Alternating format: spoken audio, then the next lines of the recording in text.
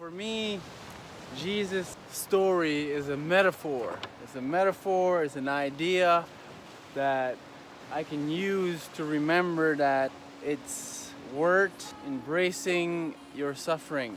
Jesus supposedly, not that I know, not that I think anyone knows, supposedly he willingly went and surrendered to the suffering of the whole thing of the cross and being put on the cross and whipped and stabbed and all that stuff.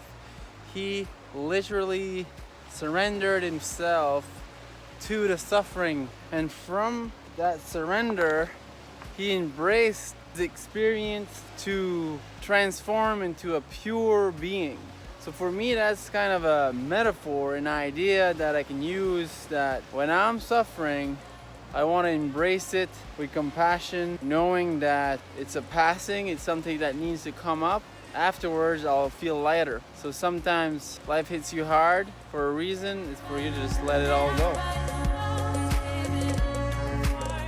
Because if we don't embrace it, it's like having this flower of emotion wanting to bloom, necessary to bloom, and then die.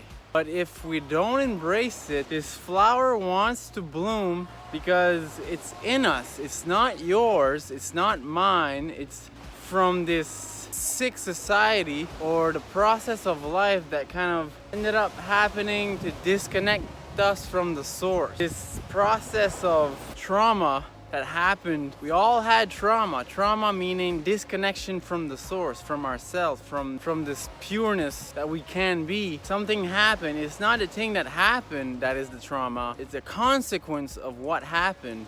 Let's say you got beat up when you were a kid by your dad or something. You had to disconnect emotionally to parts of yourself because it was too hard. So this disconnection created a trauma. This trauma needs to be healed. So this flower of suffering, of emotion that wants to bloom, it's our responsibility to let it bloom, observe it with compassion. You know, when you're really frustrated and angry, if you can just observe this frustration and anger and whatever feeling that you feel, let it bloom, and then it dies off. Instead of being cut off, and this flower of emotion just gets angrier and angrier and angrier as it goes. I know I've suppressed. I didn't know back then. I just got real good at suppressing these emotions. The better you get at suppressing, the harder they hit afterwards, I believe. I got hit quite bad. They stirred my life up. They were the best teaching ever though. So learning to let the flower of emotion bloom and then die off. Compassion toward these emotions that we have. It's not us. They are not us. It's a process of life, I believe. When you let go of these suffering, you end up increasing your vibration. And when you end up increasing your vibration, you wake up in the morning and life is just much better. So freedom is alive, one day at a time. We're all in it together, so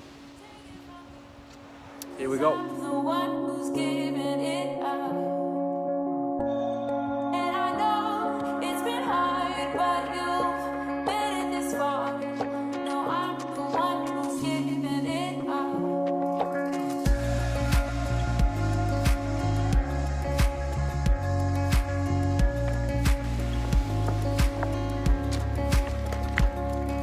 It's one of my favorite things to do. The ocean right there. And the rock. Just so relaxing. Loving it. Beautiful day.